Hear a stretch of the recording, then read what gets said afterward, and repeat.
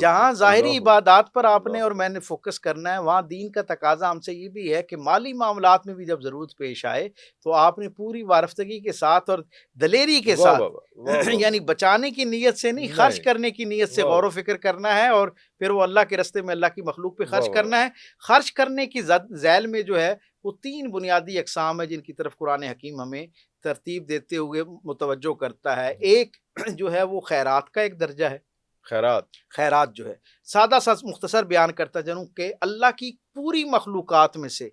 کسی کے لیے بھی جب آپ مالی طور پر یا اسباب کے طور پر خیر کی نیت کرتے ہیں تو وہ خیرات کہلاتا ہے۔ اوکے اللہ کرے کہ یہ بات ہمارے سامعین و ناظرین تک پہنچے۔ اس میں ساری مخلوقات میں نے اس لیے کہا کہ چرند پرند کے لیے جب آپ روٹی ڈالتے ہیں تو وہ بھی اس میں خیرات کے آئے اندر آپ ہائے کے ہاں آئے آپ کے ہائے نام اعمال کے اندر ایک اللہ اجر کا ذریعہ اور اللہ وسیلہ بن جایا اللہ کرتا ہے، اور ان کی دعا کے آپ مستحق ہو جایا کرتے ہیں، اللہ کیونکہ ہر مخلوق کا پروردگار عالم کے ساتھ ایک اپنے ایک انداز میں جو ہے کنیکشن وہ ایک تعلق ہے اور ایک رشتہ ہے، اور اللہ کے ساتھ واہ مناجات اور واہ یقین کا واہ ایک واہ تعلق جو ہے وہ ہر تعلق مخلوق کو میسر ہے۔ تو خیرات اس ذیل میں آتی ہے۔ صدقات اللہ کی جو انسانی مخلوق ہے اس پر زیادہ خرچ کرنا جو ہے اس کے ذیل میں میں سمجھتا ہوں اسے ہمیں تصور کرنا چاہیے۔ اور تیسرا درجہ جو ہے وہ ہے زکوٰۃ کا۔ زکوٰۃ جو ہے وہ صاحب نصاب لوگوں پر پروردگار عالم نے خرچ کی کہ ایک ایسا شخص جو سال بھر گزرنے کے بعد بھی ایک خاص درجے کی مالی استطاعت رکھتا ہے، اپنی بنیادی ضرورتوں سے ایک درجہ آگے جا کے جتنا کچھ اس کے پاس بنتا ہے، یعنی اپنی ساری ضرورتیں پوری کرے،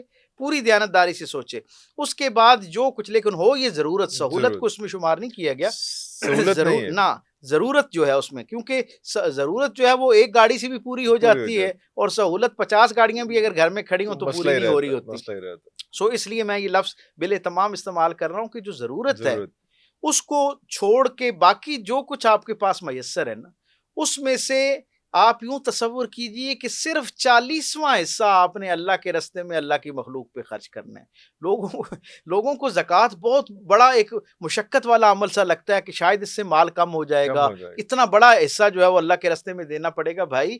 یہ کیسا خوبصورت عمل ہے، یہ کتنا زکوٰۃ جو ہے، زکوٰۃ کے ذیل میں اللہ نے کتنی بڑی نعمت ہمیں عطا کر دی ہے کہ رسول رحمت صلی اللہ علیہ وسلم اللہ فرماتے ہیں کہ یہ جو 40واں حصہ آپ اللہ کے رستے میں خرچ کرتے ہیں نا، یہ آپ کے باقی جو 39 حصے ہیں ان کو پاک کر دیتا پاک ہے۔ اللہ اچھا، اور پھر اکبر ایک حدیث میں پاک کرنے کا حکم ہے، اور ایک حدیث کے اندر اسے محفوظ کرنے کا آئے حکم ہے، ہائے یعنی آئے پاک ہائے بھی ہو جاتا ہے اور محفوظ اور بھی ہو جاتا محفوظ ہے۔ بھی ہو جاتا ہے۔